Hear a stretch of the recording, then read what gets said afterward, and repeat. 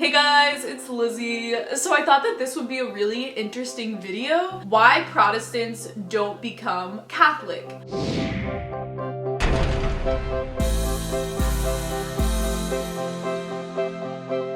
I've been doing a lot of interviews for Catholic radio, on Catholic podcasts, even just talking to my friends who are Catholic. It's almost impossible for them to understand from a Protestant perspective why it's so hard to convert. And not even that it's so hard to convert, but that it's just this very small group of people who even get to the intellectual point of wanting and being able to research in and find out what the early church actually looks like. So I think that the main thing is that there are all of these lies and falsities about what Catholicism actually is, and I don't think Protestants are intentionally making stuff up. It's just misconceptions about what Catholic theology is. And so just one basic example.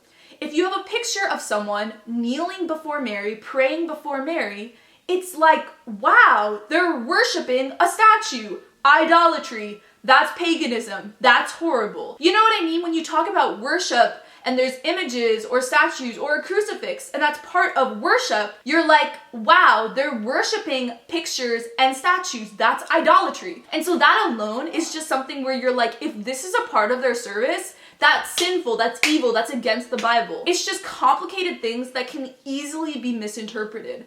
Another part of the Mass that's easily misinterpreted is how you call it a sacrifice. If you don't look into it more, it literally seems like you think you have to re-sacrifice Jesus. The penitentiary prayer, and in an Orthodox service, Lord have mercy, Lord have mercy, Lord have mercy. That just seems like this insane, intense focus on sin. The idea that you're kneeling before the wafer, which is the Eucharist, from a Protestant, postmodern perspective, it just seems crazy to literally believe that's the body and blood of Christ. I didn't learn growing up that transubstantiation says the accidents are still the bread and the wine. I mean, it's so easy once you understand transubstantiation. But I think that as a Protestant, I felt like it would be offensive to ask these people, why are you doing idolatry? It just seems so awkward because it seems so horrible. Does that make sense? Like, I didn't even feel comfortable asking about it because I just felt like it was so sinful. And so things become easily misconstrued. And so when you're within the Catholic or Orthodox world and you talk about how during worship you have icons or statues, it's just like reminders of our Christian family members. And it's the idea that people don't die, they are in heaven with God right now. The resurrection is real. So it's this idea that they're worshiping God with us, not that we're worshiping the statues or icons. And when you say praying to Mary, it seems like you're worshiping Mary, when really you're just asking Mary or any of the other saints to pray to God for us, just like how we would ask anyone on earth to pray for us. When you're within the Catholic world, it's so obvious that it's not idolatry, but from an outside perspective, you don't even want to ask questions because it just seems obvious, blatantly idolatry. And I think idolatry is just something that's so awful and you just want nothing to do with that. And just one other thing with the idolatry is I heard my whole life the Hail Mary prayer. In current English, the connotation of hail is a worship type thing. We had a song growing up in my church where we said hail to God. I interpret the word hail to mean worship, but the Greek word that translates into hail means hello. And so it's just little things like that where when you hear it from an outside perspective, it seems awful. Just these misconceptions about Catholicism are the reason that you do not even want to look in, and you're so confident that obviously it's not the church Jesus established at all. And something else, so the faith versus works thing. When Catholics say you have to do works, and that's part of what saves you, all that we mean is that God, the Holy Spirit, is living in us, working in us. And that causes us to do good works, to do charity, to help people, to love better. Like, that salvation is an action working in us. But when you look at that from a Protestant perspective, it seems like you're literally saying that God's grace is not saving you, but you doing things is saving you. And I really don't think it's intentional for Protestants to misconstrue things, but from an outside perspective, it just seems so obviously against the Bible. And then when we hear that you don't go by the Bible, it's like, oh, okay, that makes sense. You're making things up. You're not going by the Bible. Why would we not go by the Bible? I had an epiphany last year. I was talking to one of my Catholic friends, and he was explaining to me how every Catholic dogma doctrine can be traced back to the Bible. I didn't even think Catholics believed that growing up. I didn't think they cared about the Bible. People are caught in sola scriptura. And this is something I stopped believing 3 or 4 years ago because I understood that the first part of Christianity was just oral tradition. The Bible wasn't fully compiled until the 4th century. So once I kind of connected different things, I realized that we need some sort of tradition for Christianity and for the Bible. So for me, I overcame sola scriptura, started understanding that we need some tradition, and once you get to that point, it just kind of all falls apart. But most Protestants I know are really, really strong about sola scriptura, and they see tradition as made up stuff, whereas now I see tradition as early interpretations of the Bible that we've kept from the early church, from the 1st and 2nd century to today. So my understanding of tradition as a Catholic is just interpretations of the Bible, whereas Protestants feel really strongly that they want to hold to the early church, so they're only going to go by the Bible. And the problem with that is that there's different interpretations of the Bible.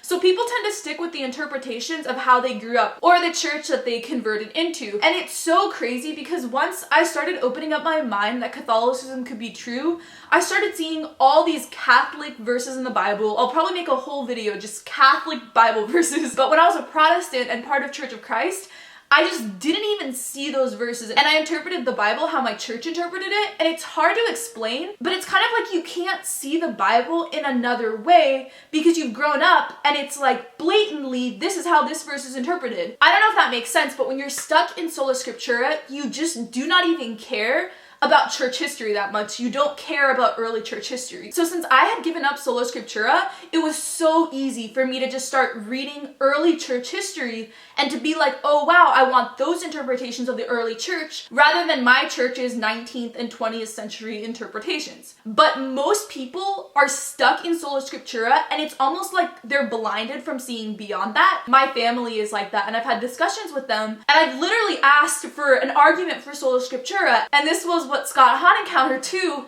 where he asked people for an argument for sola scriptura and there isn't one. When you've been part of a church for decades and you always hear sola scriptura, tradition just seems like this super negative thing corrupting Christianity, and it just seems so obvious that you only go by the Bible. Like that seems perfect. God inspired the Bible. So as I was converting into Catholicism and talking to people who are Protestant, that's the one thing I encountered where they will not let go of sola scriptura. But when I've had conversations with people and they've been arguing with me about Catholic verses, they're like, no, that's not how it's interpreted. I've literally told people before, well then we can't even have a conversation because you're going based upon your interpretation and I'm saying there are these original interpretations, but they call that tradition and are going to go by the way they've been taught to interpret the Bible. So that's the main reason people will not become Catholic. If you can't give up sola scriptura, you're not going to want to read church history. Protestant religion departments are another reason people do not become Catholic. So the reason I never looked into it growing up is because both of my parents went to grad school for Christianity and learned all about the Bible. All of my youth ministers, preachers growing up, my professors at college, my campus ministers, they'd all gone to school, learned so much about Christianity, so I just assumed that if Catholicism was obvious, if there was all this evidence for it, they would have become Catholic. I was a religion major for some of my time at Pepperdine, so I took 15 religion major classes. And my experience is that Protestant religion departments, they focused on this new thing, which is called the historical critical method of interpreting the Bible. So the way a Catholic seminary would be, they'll learn church history, they'll read the church fathers, they'll read Aquinas, Augustine. In a Protestant department, there's very little focus on church history. We have maybe 1 or 2 church history classes where with the historical critical method, you learn really in depth on Greek and Hebrew etymology, on Greco-Roman culture, Second Temple period Judaism. So you learn all about the culture of the time rather than learning how 2nd century Christians interpreted the New Testament. Does that make sense? So because you don't want tradition, you don't want church history. So Protestant religion departments literally do not learn church history. And maybe that's not a charitable way to explain it, but my experience in a Protestant religion department, I took so many classes. And once I started reading about the church fathers, these were names I'd never heard of before. The most popular, obvious church fathers we had not read: Polycarp, Ignatius, Irenaeus. I had a moment last year where I just picked up my church history book that was my textbook in college, and I was like, how did we not learn all of this? But in a Protestant class, you're focusing more on the genres of the Bible and the etymology and the biblical languages rather than the history of how it's been interpreted. So you're so focused on the Bible because of Sola Scriptura that you don't interpret the Bible within the history, and there's very little shallow focus on the church history. So if you think about it, if someone grew up Protestant, they can even get like a grad degree, a PhD in Christianity.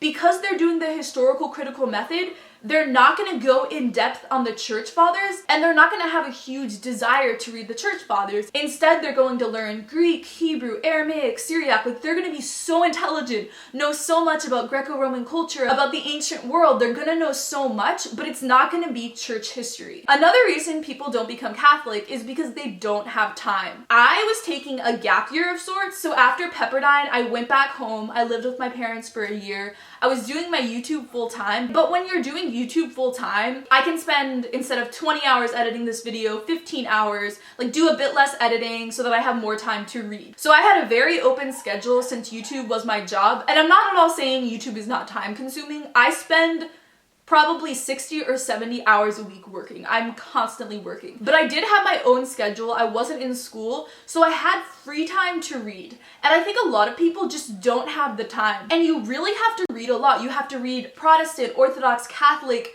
agnostic perspectives on the history. And if you're surrounded by Protestantism, all the books you have will be historical critical method, Protestant perspective, not a focus on the church fathers. You really have to read a diversity of books, spend so much time reading different sources, and just read primary documents of the church fathers. You have to spend so much time doing that. And I think that people just do not have the time. And if they're going to read about church history, they might pick up a Protestant book and it'll have one perspective that isn't the full story. And so if you're going to just sit down and read primary sources of the church fathers, that's just an arduous process, and most people do not have time. Again, because you grow up with this historical critical method, you don't even want to read the church fathers. You're not interested in it. I remember being mad that I had to take a church history class at college because I didn't care about church history. Now it's like I'm obsessed with church history. I think it's so exciting. But at the time, it's like most of church history is this corrupted Catholic thing. I don't care. I don't like that. That's not Christianity. Another reason is the sex abuse scandals with the priests. That was an evil, horrible, awful thing. And I actually respect people for not converting into Catholicism because of that. The fact that that is covered up and can happen so widespread in a Christian community, people who are supposed to protect other people and teach us how to live for God and be ethical and love. The fact that that extent of sexual abuse in a religious setting, it's so evil. And I think that it's not that people are being irrational and emotional for not wanting to look into that. Jesus says that people will know him and know us as the church by our love. And the opposite of love is fear. Love drives out fear. That's what Jesus says in the Bible. And so I think the sex abuse scandal just created extreme fear,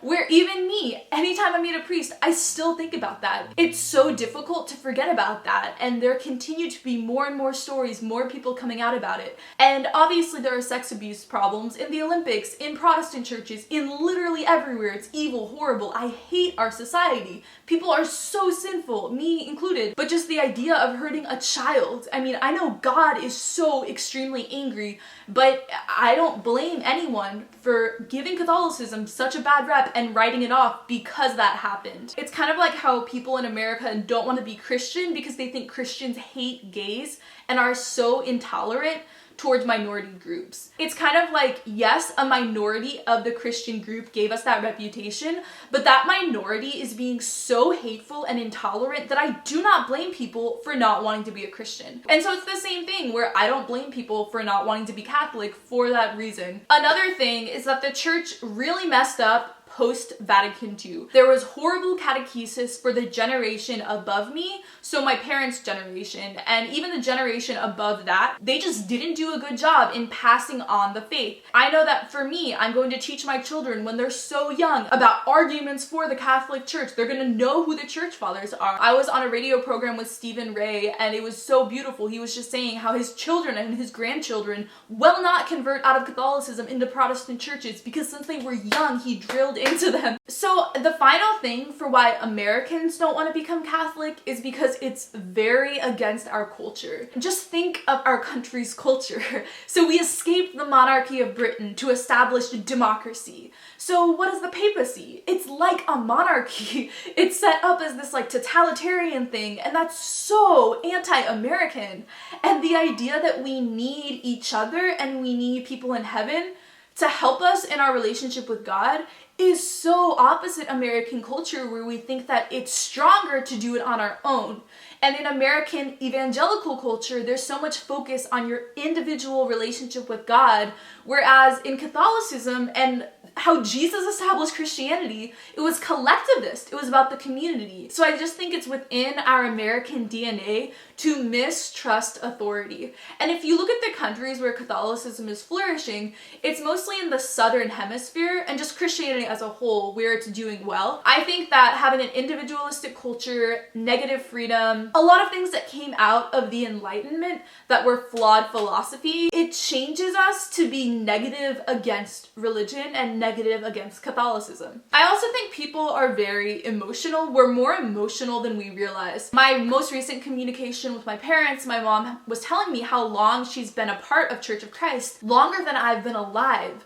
And so my parents are very intelligent and logical and rational, but I think that we don't even realize how much we're being emotionally affected by things. So if you grow up in a certain church, that's your Christian community, it's your friends and family, and giving that up to become a different denomination or to just completely leave Protestantism, it's the hardest thing ever. Everything within you emotionally is not wanting you to do that. It's so uncomfortable.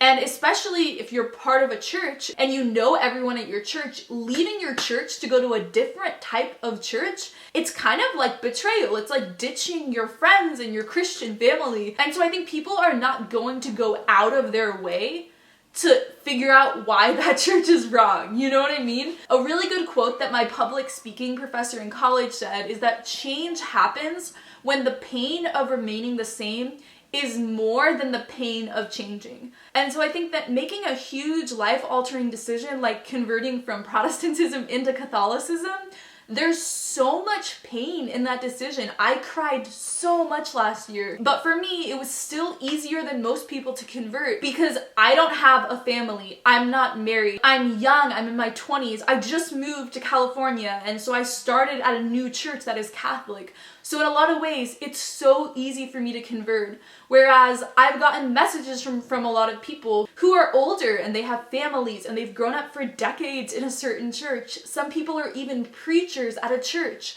And so it's like that's their job to be a Protestant preacher. If they leave that job, what are they gonna do? They can't become a priest because they're married. They literally don't have a job anymore. For me, it was similar to where I was gonna move to Thailand to be a missionary for Church of Christ. And it's like, I can't do that now. I'm giving up my future plans. And I'm lucky that converting into Catholicism gave me more of a YouTube audience rather than people unsubscribing and leaving. But it's literally an economic thing for a lot of people where their job, their ministry is in Protestantism. In Rome Sweet Home, Scott Hahn talked about this, and he's so lucky that he ended up getting a professor job at a Catholic university and being able to transfer his skill set to Catholicism. But for a lot of people, it's like, how are we gonna make money? How am I gonna have a job anymore? And so all of those are reasons why it's really, really, really difficult to convert into Catholicism. I love you guys so much, and I will see you in my next video. Bye!